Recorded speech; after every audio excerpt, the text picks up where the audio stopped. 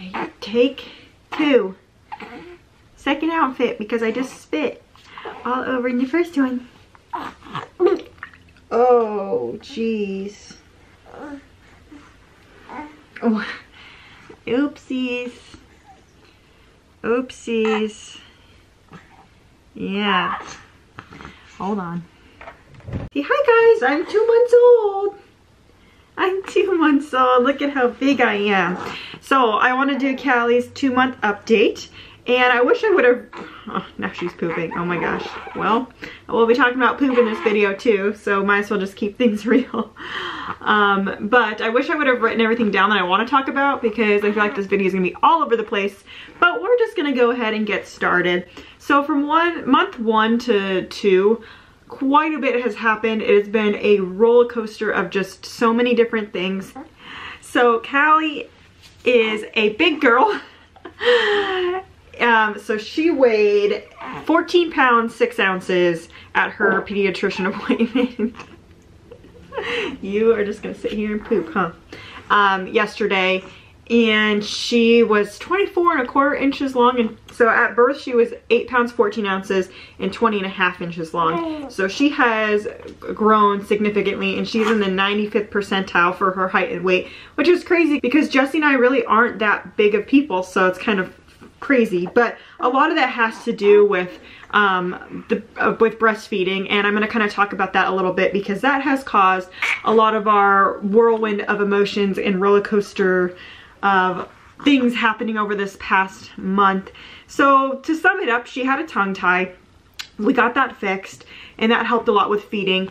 But then she still was like eating a ton and spitting up a ton, even though we got the tongue tie fixed, and she seemed to be feeding better, but she was eating so much because her stomach was hurting from something. So I cut dairy out of my diet, and that has helped significantly with her attitude. I know it sounds weird, but she was being very, very colicky, wanting to feed every like 45 minutes to hour and a half, especially at night. It was rough. She wasn't sleeping well. We weren't sleeping well.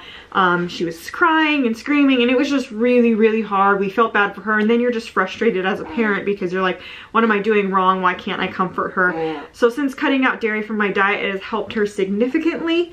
The only thing really that she still is having issues with, so to speak, is lots of gas. And I think that is because she is eating so quickly, and I have such a fast letdown, and I still have quite a bit of extra milk that I think she's just like, it's like the second she starts sucking, my body's just like, here, take all the milk. And so she gets it really quickly, and I think that just causes lots of gas. And even though I burp her and things like that, she's still obviously gassy, as you can tell. So that's that. Enough poop talk and breastfeeding talk. Let's talk sleep. So she is sleeping better, especially since cutting out the dairy. She's sleeping about 3 to 5 hour stretches at night, and she wakes up, feeds, is up for about 20-30 minutes between feeding, changing, and holding her upright for a bit to burp her. And she usually goes right back down to sleep. I'm gonna jinx myself by saying that, but for the most part, she can be up and down back in like 20-30 minutes. And part of that is she just eats so fast. She's only taking 5 to 10 minutes to eat. So between that, changing her, holding her upright, and then going back to sleep, it's really not that long of a time, which is nice. So sleeping has been a lot better. She is going to bed. Well, I try to get her down between like 8 and 9-ish. Sometimes it's later than that. She sleeps about 12 hours total, like through the night. Obviously, hey, don't be fussy. Don't be fussy. Obviously, that's broken up between getting up and feeding. But if I put her down at 9, usually by 9 a.m. the next morning, she's up. And then we are napping a couple times through the day. I've been doing naps in her crib.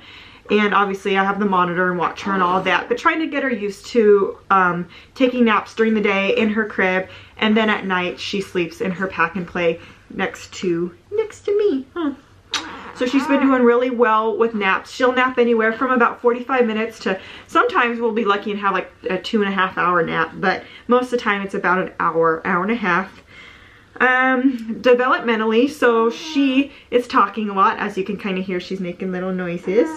Yeah, she's doing pretty well at holding her head up. She's still kind of bobbly, if that makes sense.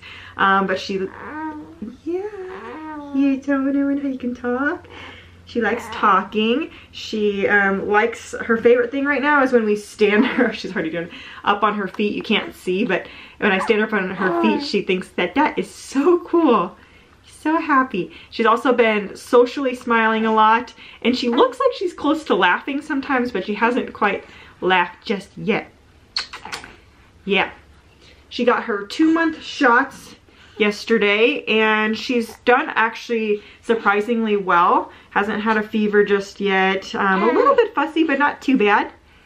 Yeah.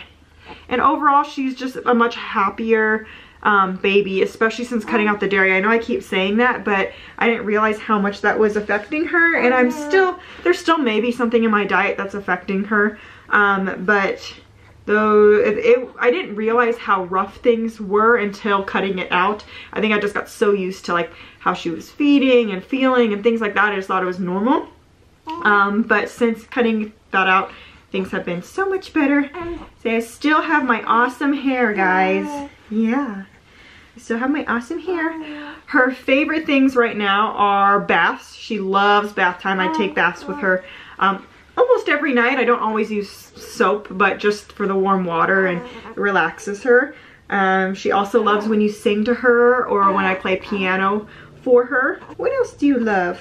She loves toys that are hanging like on her little swing and bouncer. There's some toys and she loves staring at them. And she also loves sucking on her hands. She sucks on them all the time, whether she's hungry or not.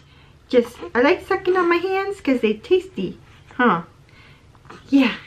She also, and I don't know if this was just a fluke, but she rolled over twice the other day.